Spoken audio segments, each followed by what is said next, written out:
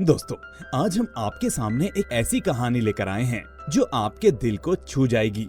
इस मूवी में हम देखेंगे कि जब जिंदगी के सभी दरवाजे बंद हो जाते हैं तो कोई गलत कदम उठा लेने से पहले दोबारा कोशिश करें, क्योंकि कामयाब न होने पर जो लोग आपको ठुकराते हैं वही लोग आपके सक्सेस के बाद आपके पीछे लग जाते हैं। ये कहानी है ऐसे ही श्रीनू नाम के एक लड़के की जो अपनी लाइफ में कुछ भी हासिल नहीं कर पाता, मगर फिर अचानक उसकी जिंदगी में एक ऐसा मोड़ आता है जो सब कुछ बदल कर रख देता है। इस मूवी का नाम है पोस्टर और इसकी IMDb रेटिंग है 7.5। तो चलिए दोस्तों, कहानी की शुरुआत करते हैं। मूवी के पहले सीन में हम मूवी के मुख्य पात्र श्रीनू को देखते हैं जो गांव के एक मेले के अंदर अपने दोस्तों के साथ डांस कर रहा होता है। मेले के अंदर जगह जगह श्रीनू के पोस्टर्स लगे होते हैं। तभी वहां काशी नाम का एक आदमी आता है और श्रीनू और उसके दोस्तों के पोस्टर उतारना शुरू कर देता है। ये देखकर श्रीनू गुस्से में आ जाता है और जाकर उस लड़के को पीटना शुरू कर देता है। मगर थोड़ी देर बाद श्रीनू अपने पिता को वहाँ देखता है और उन्हें देखकर श्रीनू काफी डर जाता है और वहाँ से चुपचाप भाग जाता है। अब रात के वक्त श्रीनू अपने दोस्तों के साथ अपने घर आता है। श्रीनू और उसके दोस्तों ने काफी पी रखी होती है, इसलिए वो शोर ना करते हुए चुपचाप अपने कमरे में जाकर सो जाते हैं। फिर अगली सुबह जब श्रीनू अपने कमरे से बाहर आता है तो उसका पिता उस पे काफी गुस्सा होते हैं, क्योंकि श्रीनू पढ़ाई में बिल्कुल भी दिलचस्पी नहीं लेता और इधर उधर के फालतू कामों में लगा होता है। यहाँ हम श्रीनू की बहन बुज्जी को भी देखते हैं जो वहीं मौजूद होती है। बुज्जी हर वक्त किताब लिए बैठी होती है और काफी शौक से पढ़ाई करती है और यही वजह है कि श्रीनू के पिता हर वक्त श्रीनू को अपनी बहन की तरह पढ़ाई करने के लिए कहते हैं। लेकिन श्रीनू तो श्रीनू है, उस पर अपने पिता की बातों का कोई असर नहीं होता। इधर श्रीनू के पापा श्रीनू को डांट रहे थे, तभी श्रीनू की वहाँ आ जाती है और अपने बेटे की एक पोस्टर को देखकर कहती है कि मेरा बेटा तो बिल्कुल हीरो लग रहा है। इसके बाद श्रीनू अपने दोस्तों के साथ चाय पीने के लिए निकल जाता है, मगर चाय वाला श्रीनू को कहता है कि पहले तुम अपना पुराना उधार चुकाओ, तभी तुम्हें चाय और सिगरेट मिलेगी। अभी चाय वाला श्रीनू से ये सब कह रहा ही था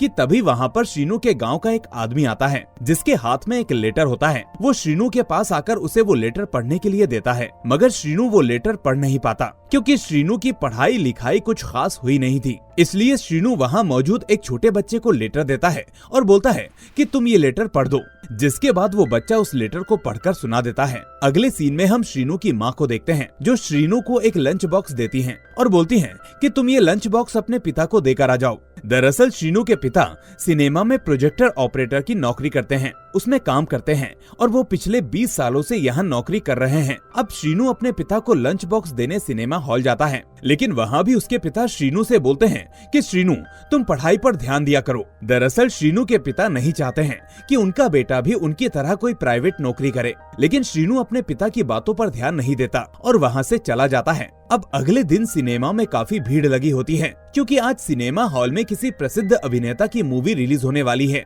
इसलिए श्रीनू भी सिनेमा हॉल के बाहर खड़ा हो जाता है। तभी सिनेमा के बाहर उसे एक आदमी मिलता है जो टिकट्स को ब्लैक मार्केट में बेच रहा होता है। अब वो श्रीनू से कहता है कि तुम मेरी मदद करो इन सभी टिकट्स को ब्लैक में बेचने में। लेकिन तभी अचानक श्रीनू की नजर बुरखे में मौजूद एक लड़की पर पड़ती है, जो लड़की काफी खूबसूरत होती है। श्रीनू उसे देखते ही उसका दीवाना हो जाता है। उस लड़की के साथ उसकी कुछ दोस्त भी होती हैं। उन्हीं दोस्तों में उस लड़की की एक मोटी दोस्त भी होती है कि तुम्हें क्या जरूरत है इस बुरखे में आकर मूवी देखने की, अगर तुम चाहो तो तुम्हारे पापा तो पूरा सिनेमा हॉल बुक करा सकते हैं। उस मोटी लड़की के बयान से हमें ये समझ में आता है कि बुरखे वाली लड़की का पिता काफी पैसे वाला है, लेकिन वो बुरखे वाली लड़की अपनी मोटी दोस्त से कहती है कि इस तरह कॉलेज बंक करके मूवी देखने आने का मजा ही अलग है। अभी ये लोग बात कर ही रही होती है कि तभी उन लड़कियों की एक और दोस्त वहाँ आती है और वो उनसे बोलती है कि सारे टिकट्स तो बिक चुके हैं, हम मूवी कैसे देखेंगे। ये सुनते ही सभी लड़कियां काफी परेशान हो जाती हैं। इधर श्रीनू उन सबकी बात बहुत ध्यान से सुन रहा था।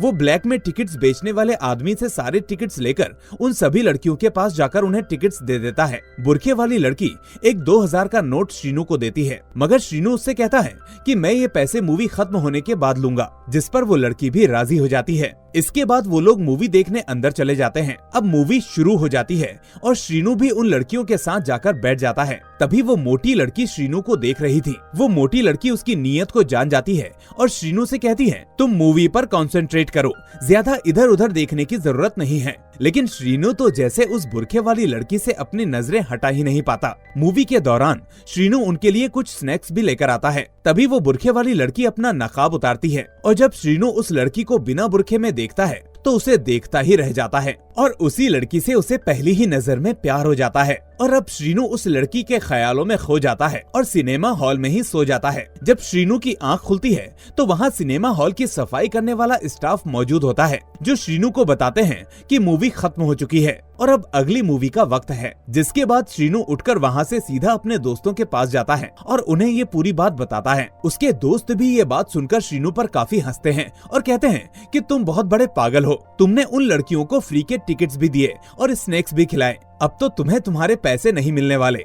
मगर यहाँ बेचारा श्रीनु अपने दोस्तों को समझा नहीं पाता कि उसे पैसे नहीं बल्कि वो लड़की चाहिए जिसे उसने बुरखे में देखा था। अगले सीन में हम गांव के प्रसिद्ध राजनेता और सिनेमा हॉल के मालिक पेडी रेड्डी को देखते हैं। वो सिनेमा हॉल के अंदर अपने आदमियों के साथ बैठा होता है और उसके सामने एक बूढ़ा आदमी खड़ा है। रेड्डी उस बूढ़े आदमी को कुछ पैसे देकर कहता है, तुम ये पैसे रख लो और अपनी जमीन मेरे नाम कर दो। जिस पर वो बूढ़ा आदमी कहता है, सर मैंने ये जमीन अपनी पोती के लिए रखी थी, उसके माँ बाप मर चुके हैं और अब मैं ये जमीन उसकी शादी के वक्त ही बेचूंगा। तभी रेड्डी के आदमी उस बूढ़े आदमी की पोती को लेकर आते हैं और उसे धमकी देते हैं कि अगर तुमने जमीन रेड्डी के नाम नहीं की तो वो उसकी पोती का रेप कर देंगे। बेचारा बूढ़ा आदमी फौरन से जमीन के कागजात पर दस्तखत कर देता है और अपनी पोती को लेकर वहाँ से चला जाता है। श्रीनु का पिता भी बगल के प्रोजेक्ट रूम में मौजूद होते हैं और वो ये सब देख रहे होते हैं, मगर वो कुछ कर नहीं पाते क्योंकि वो तो खुद एक गरीब इंसान है। अगले दिन श्रीनु का दोस्त अपनी शादी के लिए एक लड़की को देखने जा रहा है। वो श्रीनु और अपने बाकी दोस्तों को साथ लेकर जाता है। उस लड़की के घर पर वो सभी खूब मिठाइयाँ खाते हैं। अब वो लड़की आती है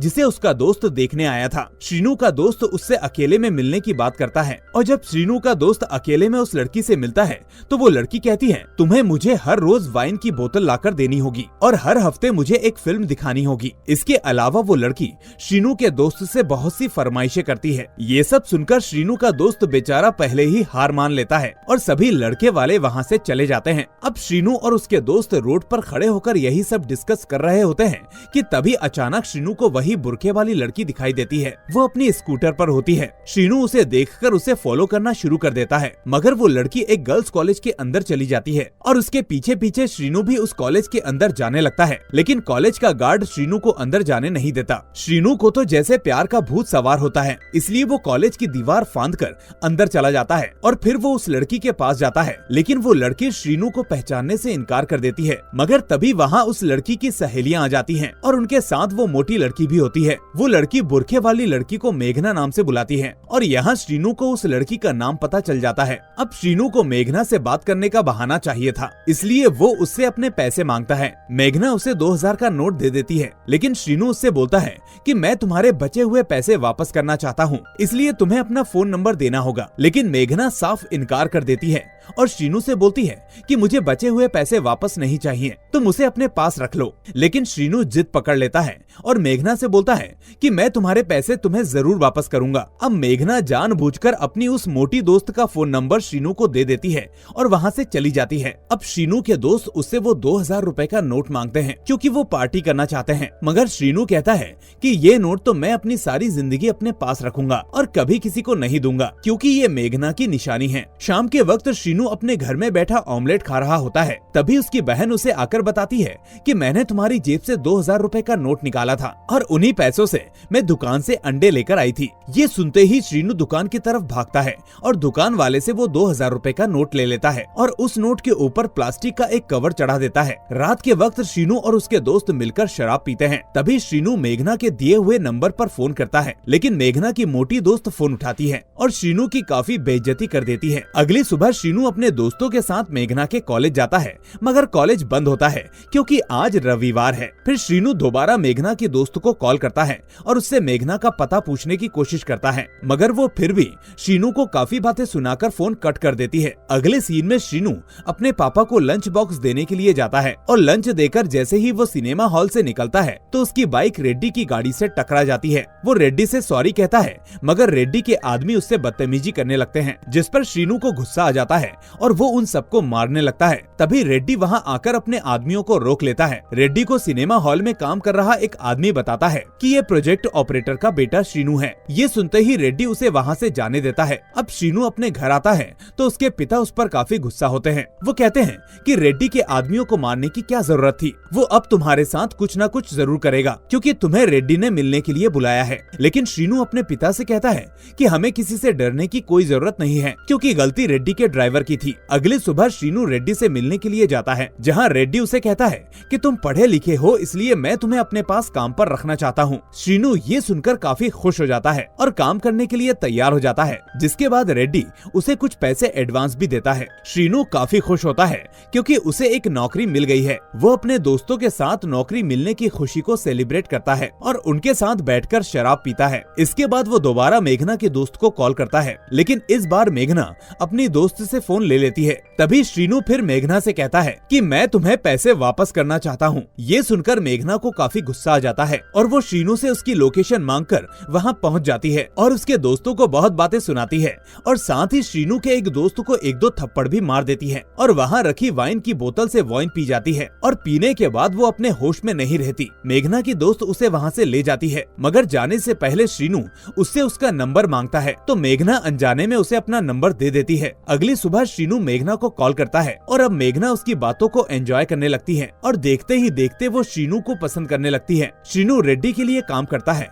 और इस दौरान वो मेघना से भी मिलता है। वो दोनों अब एक दूसरे से प्यार करते हैं। अगले सीन में रेड्डी अपने आदमियों के साथ सिनेमा हॉल में बैठा होता है और वहाँ उसके सामने नारायण नाम का एक आदमी खड़ा है और रेड्डी उससे जबरदस्ती उसकी जमीन लेना चाहता है। नारायण कहता है मेरी बेटी डॉक्टर बनना चाहती है और ये जमीन मैंने अपनी बेटी के लिए रखी है क्योंकि वो इस जमीन पर एक हॉस्पिटल बनाना चाहती है। रेड्डी नारायण को धमकी देता है कि अगर उसने जमीन मेरे नाम नहीं की तो मैं तुम्हें मार दूंगा, लेकिन इसके बाद भी नारायण अपनी जमीन देने के लिए तैयार नहीं होता। मगर तभी वहाँ श्रीनू आ जाता है और नारायण की गर्दन पकड़ लेता है और उसे बहुत मारता है और कहता है कि अगर तुमने ये जमीन रेड्डी के नाम नहीं की तो हम तुम्हें मार देंगे। ये सब श्रीनू के पिता प्रोजेक्टर रूम से देख रहे होते हैं और अपने बेटे को ऐसा करते देख हैरान रह जाते हैं। और जब रात में श्रीनू घर आता है तो उसका पिता उसे रेड्डी के साथ काम करने से मना करते हैं, मगर श्रीनू उनकी बात नहीं मानता। अगली सुबह श्रीनू को रेड्डी के साथ कहीं जाना होता है, मगर तभी मेघना का कॉल आता है और वो श्रीनू को मिलने के लिए बुलाती है। श्रीनू जब रेड्डी से परमिशन लेता है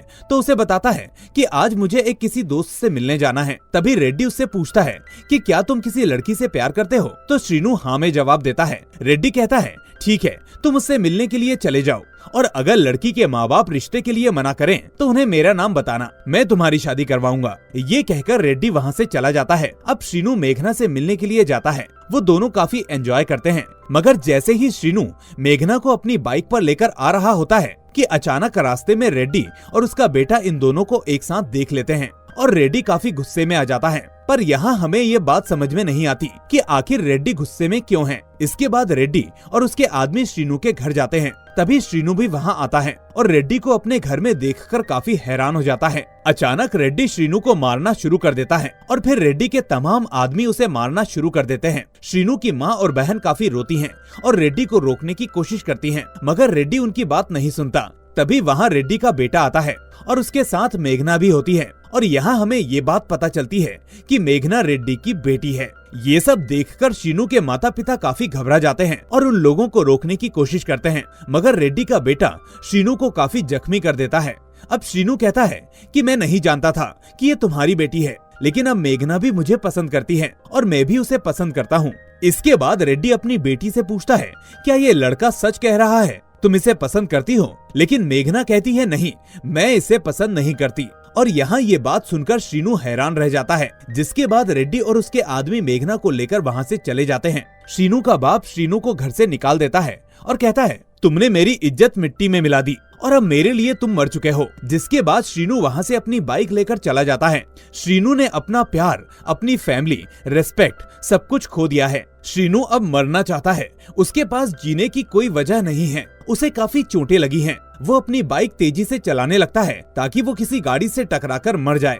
अचानक उसकी बाइक के सामने एक गाड़ी आकर रुकती है। उस गाड़ी में एक लड़की मौजूद होती है जो मदद के लिए चिल्ला रही है और कुछ गुंडे उसे किडनैप करने की कोशिश कर रहे हैं। जब वो लड़की श्रीनु को देखती है तो उससे मदद मांगती है, जिसके बाद श्रीनु उन तमाम गुंडों को मारकर वहाँ से भगा देता है। इस लड़की का नाम तुलसी है। तुलसी श्रीनु से कहती है, मैं हैदराबाद जाना चाहती हूँ, मगर ये लोग मुझे जिंदा नहीं छोड़ेंगे और जाने से पहले दोबारा मुझ पर हमला करेंगे। तुम मुझे अगर हैदराबाद तक छोड़कर आओ तो मैं सारी जिंदगी तुम्हारा ये एहसान नहीं भूलूंगी। श्रीनु तुलसी को अपनी बाइक पर बैठाकर उसे उसके घर लेकर जाता है, जहाँ तुलसी के घर पर कोई नहीं होता। तुलसी श्रीनु के जख्मों की मरहम पट्टी करती है। श्रीनु तुलसी से बोलता है कि मैं मर जाना चाहता हूँ। तुलसी कहती है, अगर तुम्हारी जिंदगी में कुछ भी ठीक नहीं चल रहा है तो तुम यहाँ मेरे घर पर रह सकते हो। जब सब कुछ ठीक हो जाए तो तुम यहाँ से चले जाना।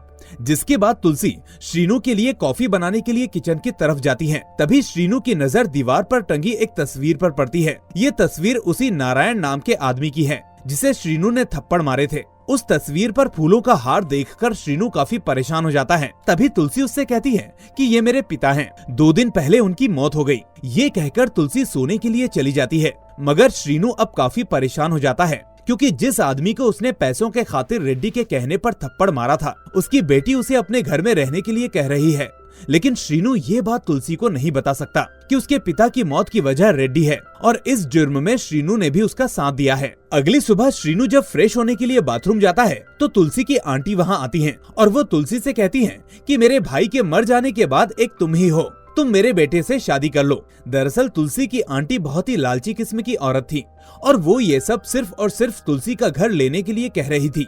मगर तुलसी कहती है, मुझे फिलहाल अपने करियर पर फोकस करना है और मैं शादी नहीं करना चाहती। इसी दौरान श्रीनु बाथरूम से बाहर आ जाता है और आंटी श्रीनु को देखते ही तुलसी पर शक करना शुरू कर देती है और तुलसी को कुछ बातें सुनाकर वहाँ से चली जाती है। ये सब सुनकर श्रीनु को काफी बुरा लगता है, मगर तुलसी उसे कहती है कि इसमें तुम्हारा कोई कसूर नहीं है, मैं बचपन से ये सब सुनने की आदी हूँ।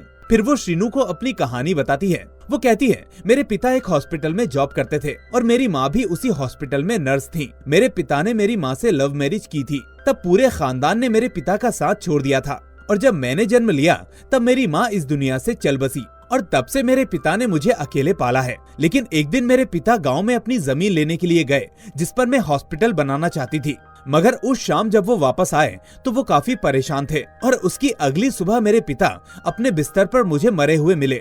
मैंने उनके गले पे उंगलियों के निशान देखे जैसे उन्हें किसी ने मारा हो। जब मैं ये सब जानने के लिए अपने गाँव गई तो मैं कुछ भी नहीं जान पाई। फिर गांव से वापस आते वक्त कुछ गुंडों ने मुझे किडनैप करने की कोशिश की, जिनसे मुझे तुमने बचाया। इसके बाद तुलसी श्रीनु को अपने साथ हॉस्पिटल लेकर जाती है और उसे अपना स्कूटर देकर कहती है, तुम शाम के वक्त मुझे लेने आ जाना। साथ ही तुलसी श्रीनु को अपने पिता का फोन भी दे देती है। थोड़ी देर बाद श्रीनु तुलसी का स्कूटर हॉस्पिटल के बाहर छोड़कर उसकी कीज गार्ड को दे देता है और खुद अकेला वक्त गुजारने के लिए वहाँ से चला जाता है। श्रीनु मेघना और अपनी फैमिली के बारे में सोच रहा होता है। अब शाम के वक्त तुलसी अपने घर पर श्रीनु का इंतजार कर रही होती है। तभी वहाँ तुलसी का एक दोस्त गौतम आता है। गौतम एक प्रोड्यूसर है और वो एक मूवी बनाना चाहता है। तभी वहाँ श्रीनु आ जाता है और जब गौतम श्रीनु की लुक को देखता है तो उससे कहता है कि मुझे अपनी मूवी के लिए एक हीरो की जरूरत है और मुझे लगता है कि तुम इस रोल के लिए परफेक्ट हो। लेकिन श्रीनु इनकार कर देता है, मगर गौतम तुलसी से कहता है, तुम्हें इसे हर हाल में मनाना होगा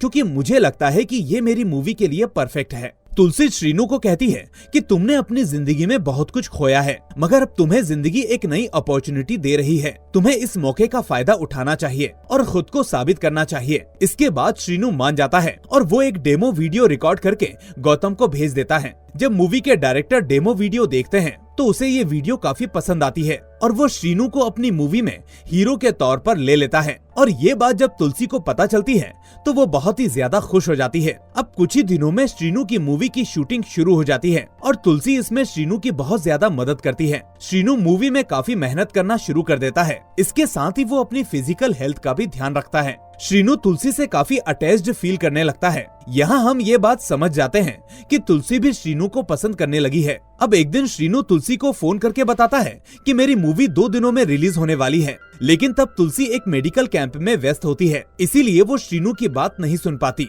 श्रीनु तुलसी से मिलने के लिए उस मेडिकल कैंप में जाता है। वो दोनों आपस में बात कर ही रहे होते हैं, तभी वहाँ एक सीनियर डॉक्टर आता है और तुलसी से कहता है, तुम बहुत हार्ड वर्किंग हो, इसलिए मैं तुम्हें यूएस भेजना चाहता हूँ। मगर तुलसी कहती है कि मैं अपने पिता के नाम पर अपने गांव में एक हॉस्पिटल बनाकर उनका ख्वाब पूरा करना चाहती हूँ। कुछ दिनों में श्रीनू की मूवी रिलीज हो जाती है और मूवी के पोस्टर गांव-गांव तक पहुंच जाते हैं। श्रीनू के दोस्त न्यूज़पेपर लेकर श्रीनू की माँ के पास जाते हैं। वो श्रीनू को मूवी के हीरो की तरह देखकर काफी खुश हो जाती है और खुशी से रोने लगती है। श्रीनू का बाप भी सिनेमा के अंदर अपने बेटे की तस्वीर देखकर काफी खुश होता है। अब पूरे गांव में ये बात फैल जाती है और गांव के लोग जगह जगह श्रीनू के पोस्टर्स लगाना शुरू कर देते हैं। रेड्डी को भी इस बात का पता चल जाता है कि श्रीनू अब एक एक्टर बन चुका है। अब गांव में रेड्डी को भी सिनेमा के अंदर वही मूवी रिलीज करनी होती है। श्रीनू गांव में अपनी मूवी देखने के लिए आता है। गांव के सभी लोग उसका भरपूर वेलकम करते हैं। वहाँ रेड्डी, उसका बेटा और मेघना भी मौजूद होती हैं। श्रीनू की माँ और बहन उससे मिलकर काफी खुश होती हैं। और यहाँ श्रीनू का बाप आज काफी फक्र से प्रोजेक्टर ऑपरेट करता है, क्योंकि आज वो अपने बेटे की मूवी चला रहा है। मूवी खत्म होने के बाद रेड्डी श्रीनू को एक अवार्ड देता है, जिसके बाद श्रीनू कहता है ये सब मेरे प्रोड्यूसर गौतम की मेहनत है और इसके अलावा कोई और भी है जिसका मैं नाम नहीं ले सकता। मैं ये सब कुछ उसकी वजह से कर पाया हूँ। फिर श्रीनू अपने बाप को स्टेज पर बुलाता है और वो दोनों एक दूसरे से गले मिलते हैं। उसका बाप खुशी से रोने लगता है। मूवी खत्म होने के बाद श्रीनू अपने घर जाता है। दूसरी तरफ रेड्डी अपने बेटे से कहता है श्रीनू काफी फेमस हो चुका है और गांव के सभी लोग उसे बहुत पसंद करते हैं। अगर हम मेघना की शादी उससे कर दे तो गांव के सभी लोग इस बार चुनाव में हमें ही वोट देंगे। दूसरी तरफ श्रीनू की बहन का एक अच्छी फैमिली में रिश्ता हो जाता है और उसी दिन रेड्डी अपनी बेटी के साथ श्रीनू के घर जाता है और कहता है कि मैं मेघना की शादी श्रीनू से कराना चाहता हूँ। श्रीनू मान जाता है, लेकिन तभी तुलसी का फोन आता है। मगर फोन श्रीनू का असिस्टेंट उठाता है और वो तुलसी को इस बारे में बताता है। तुलसी ये सुनकर काफी परेशान हो जाती है, क्योंकि वो श्रीनू से प्यार करती है। अब तुलसी श्रीनू से दूर रहना चाहती है, इसलिए वो कुछ अजीब बर्ताव करना शुरू कर देती है। ये देखकर श्रीनू काफी परेशान हो जाता है। वो तुलसी से कहता है अब मैं काफी फेमस हो चुका हूँ और मुझे कुछ सुरक्षा समस्याएं हैं, इसलिए हमें दूसरी जगह शिफ्ट हो जाना चाहिए। मगर तुलसी इस बात से सहमत नहीं होती। श्रीनू एक नया घर ले लेता है और उसका परिवार भी उससे मिलने के लिए वहाँ आता है, मगर वो लोग वापस चले जाते हैं क्योंकि बुज्जी के एग्जाम्स हैं। तुलसी भी श्रीनू के परिवार से मिलती है, मगर अब वो श्रीनू से थोड़ी दूर दूर रहती है। श्रीनू कई बार उसे फोन करने की कोशिश करता है, मगर वो कॉल्स नहीं उठाती। श्रीनू रेड्डी को फोन करता है। रेड्डी कहता है हमें तुम्हारी बहन की शादी के बाद तुम्हारी शादी करनी चाहिए, मगर श्रीनू कहता है कि उसके ख्वाब हैं कि वो कुछ वेलफेयर के काम करे। वो रेड्डी से कहता है कि गांव में एक हॉस्पिटल बनाया जाए और मैं उसकी खुद ओपनिंग करूंगा। मैं उस हॉस्पिटल को किसी स्पेशल आदमी के नाम से खोलना चाहता हूँ। इसके बाद श्रीनू गौतम को कॉल करता है और उसे बताता है कि मैं काफी कामयाब हो चुका हूँ, लेकिन मुझे अभी तक मेंटल सुकून नहीं मिला और ये सुकून मुझे सिर्फ तब मिलता है जब मैं तुलसी के साथ रहता हूँ। मैं तुलसी के बिना अधूरा हूँ। गौतम हॉस्पिटल जाकर तुलसी से कहता है कि श्रीनू को तुम्हारी जरूरत है। तुलसी काफी खुश हो जाती है और वो तैयार होकर श्रीनू से मिलने के लिए उसके घर जाती है। वो श्रीनू से अपने प्यार का इजहार करती है, मगर श्रीनू कहता है कि मैं तुम्हारे लिए ठीक नहीं हूँ। इसके बाद वो तुलसी को पूरी सच्चाई बता देता है और उससे कहता है कि वो उसके पिता की मौत का जिम्मेदार है। ये बात सुनकर तुलसी काफी टूट जाती है और वो वहाँ से चली जाती है। तुलसी अब यूएस जाना चाहती है। श्रीनू गौतम से तुलसी के बारे में पूछता है तो वो कहता है कि तुलसी यूएस जा रही है और अब फिर कभी लौटकर नहीं आएगी। श्रीनू फौरन तुलसी के घर जाता है और उसे रोकने की कोशिश करता है, मगर वो कहती है कि मुझे अपने बाप की मौत का इतना दुख नहीं हुआ जितना दुख मुझे ये जानकर हुआ कि मेरे बाप को मारने वाले तुम थे। तुमने ये सब कुछ छुपाकर मेरा विश्वास तोड़ा है। श्रीनू उससे कहता है कि मैं तुम्हारे सामने कभी नहीं आऊंगा, मगर तुम्हें एक बार मेरे साथ गाँव आना होगा। वो तुलसी को लेकर गाँव पहुँच जाता है। वहाँ कई लोग एक नई बिल्डिंग के सामने इकट्ठे होते हैं और वहाँ एक ओपनिंग सेरेमनी होती है। यहाँ एक हॉस्पिटल है। श्रीनू तुलसी को अंदर लेकर जाता है। रेड्डी हॉस्पिटल की ओपनिंग करता है और जब सभी लोग हॉस्पिटल के अंदर जाते हैं तो सभी लोग वहाँ नारायण की फोटो देखकर हैरान रह जाते हैं। तुलसी भी अपने पापा की फोटो देखकर हैरान रह जाती है और वो रोने लगती है। रेड्डी को नारायण की फोटो देखकर गुस्सा आ जाता है, मगर श्रीनू कहता है ये जमीन नारायण की थी और अब ये हॉस्पिटल उनकी बेटी का है। वो हॉस्पिटल के पेपर्स तुलसी को दे देता है और कहता है मैं डायरेक्टली या इनडायरेक्टली तुम्हारे बाप की मौत का जिम्मेदार हूँ, मगर मैं उनका ये ख्वाब पूरा करना चाहता था। अब मैं तुम्हारे सामने कभी नहीं आऊंगा, मगर मैं अपनी पूरी जिंदगी तुम्हारे नाम कर चुका हूँ। ये कहकर श्रीनू वहाँ से चला जाता है। मेघना तुलसी के पास आती है और कहती है श्रीनू को जाकर रोक लो, वो अब तुम्हारा है। तुलसी बाहर निकलती है और श्रीनू को जाने से रोकती है। वो उसे बताती है कि मैं तुम्हारे बिना नहीं रह सकती। तभी श्रीनु भी रुक जाता है। श्रीनु के माँ और पापा उन दोनों के पास आते हैं और श्रीनु की माँ कहती है कि अब ये तुम्हारा हीरो है, और इसी के साथ ये मूवी यहीं पर खत्म हो जाती है। तो दोस्तों, आपको ये मूवी कैसी लगी हमें कमेंट करके जरूर बताएं। साथ ही ऐसी ही मूवीज के लिए आप चैनल की प्लेलिस्ट को चेकआउट कर सकते हैं। अगर आपको ये कहानी रोचक और दिलचस्प लगी तो वीडियो को लाइक करके अपने दोस्तों के साथ शेयर करना ना भूलें। अगर आपको हमारा ये काम पसंद आता है तो चैनल को सब्सक्राइब जरूर कर लें। हम फिर मिलेंगे एक और ऐसी ही कहानी के साथ। Till then, take care and thanks for watching.